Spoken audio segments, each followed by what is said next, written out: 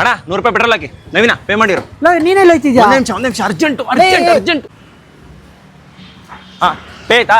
Pay ಮಾಡ್ದೆ. ಹಾ ಬಾರ ಕೊಡ್ತೀನಿ ಬರಲ್ಲ. ಪೇ ಮಾಡ್ದೆ. ಕೊಡ್ತೀನಿ ಕಣ, ಮುಂದೆ ಕೊಡ್ತೀನಿ. ನವೀನ, ಫ್ರೆಂಡ್ಶಿಪ್ ಅಲ್ಲಿ ಯಾವತ್ತು ದುಡ್ಡಿನ ಲೆಕ್ಕಾಚಾರ ಹಾಕ್ಬಾರ್ದು ಕಣ. ನಮ್ ಕಾಲದಲ್ಲೆಲ್ಲ ಹಿಂಗಿರ್ಲಿಲ್ಲಪ್ಪ. ಫ್ರೆಂಡ್ಶಿಪ್ ಅಂತ ಬಂದ್ರೆ ನನ್ ದುಡ್ಡು ಅವ್ನ್ ದುಡ್ಡು ಅನ್ನೋದೇ ಬರ್ತಾ ಇರ್ಲಿಲ್ಲ.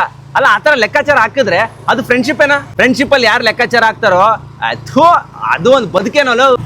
ಆದ್ರೆ ನವೀನ, ನಾನೇನ್ ಹೇಳಕ್ ಬಂದೆ ಅಂತ ಅರ್ಥ ಆಯ್ತಲ್ಲ. ಫ್ರೆಂಡ್ಶಿಪ್ ಅಲ್ಲಿ ನಂದು ನಿಂದು ಅಂತ ಇರಬಾರ್ದು. ಆತರ ಮಾಡಿದ್ರೆ ಫ್ರೆಂಡ್ಶಿಪ್ ಬೆಲೆ ಇರಲ್ಲ ಅಲ್ವಾ? ನೋಡು, ಫ್ರೆಂಡ್ಶಿಪ್ ಅಲ್ಲಿ ಏನಾದ್ರು ಒಂದು ಖರ್ಚು ಮಾಡ್ಬಿಟ್ವಿ ಅನ್ಕೋ, ಅದನ್ನ ರಿಟರ್ನ್ ಕೇಳ್ಬಿಟ್ರೆ ಆ ಫ್ರೆಂಡ್ಶಿಪ್ಗೆ ಬೆಲೆ ಇರಲ್ಲ.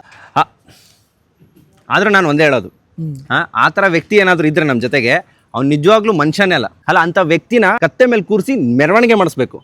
ಅವ್ನು ಕರಿ ನಾಗರಾವ್ ಕಚ್ಚಬೇಕು. ಅವ್ನು ಹೆಂಡ್ತಿರೆಲ್ಲ ಮುಂಡೇರಾಗಬೇಕು. ಬಟ್ ನವೀನ, ನೀನು ಆ ಥರ ಅಲ್ಲ ಕಣ. ನನ್ನ ಎಷ್ಟು ಜನ ಫ್ರೆಂಡ್ಸ್ ಇದ್ದಾರೋ ಎಲ್ಲರೂ ಒಂದ್ಸತಿ ರೌಂಡ್ ಹಾಕ್ಬಿಟ್ಟು ನೋಡಿದ್ರೆ ನನ್ನ ಫ್ರೆಂಡ್ಸ್ ಯಾರಲ್ಲೂ ನಿಂತರ ಒಬ್ಬ ಫ್ರೆಂಡ್ಸ್ ಸಿಗಕ್ಕೆ ಸಾಧ್ಯ ಇಲ್ಲ. ನಿನ್ನಂಥ ಒಂದು ಒಳ್ಳೆ ಮನಸ್ಸು ನಂಗೆ ಸಿಗಕ್ಕೆ ಚಾನ್ಸೇ ಇಲ್ಲ. ಅಲ್ಲ, ನೀನು ಯಾವತ್ತೂ ದುಡ್ಡಿಗೆ ಲೆಕ್ಕಾಚಾರನೇ ಹಾಕಿಲ್ಲ ಅಂತೀನಿ. ಇರ್ಲಿ ಪಾಪ, ನೀನು ಖರ್ಚು ಮಾಡಿದ್ಯಾ? ನನಗೆ ಇವಾಗ ಅರ್ಥ ಆಯ್ತು. ಪರವಾಗಿಲ್ಲ, ನಿನ್ ಗಾಡಿ ನನ್ ಗಾಡಿ ಎಲ್ಲ ಒಂದೇ, ಆರಾಮಾಗಿ ಇಡ್ಕೊ ನೀನೆ. ಅಲ್ಲ, ಪಕ್ಕ ಅಲ್ಲ?